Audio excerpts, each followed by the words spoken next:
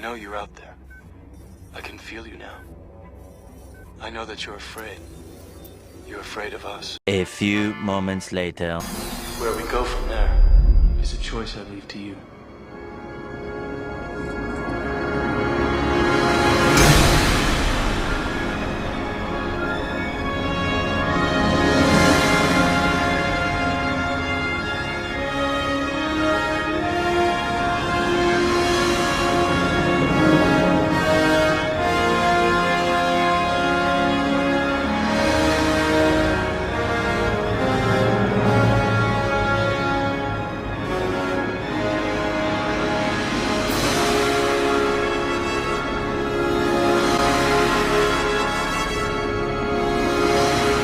Obviously not as exciting as Neo getting shot and dying. Trinity revealing what the Oracle told her, that she would fall in love with the dead man, who is Neo, that is the one. Then fights Agent Smith and blows him up.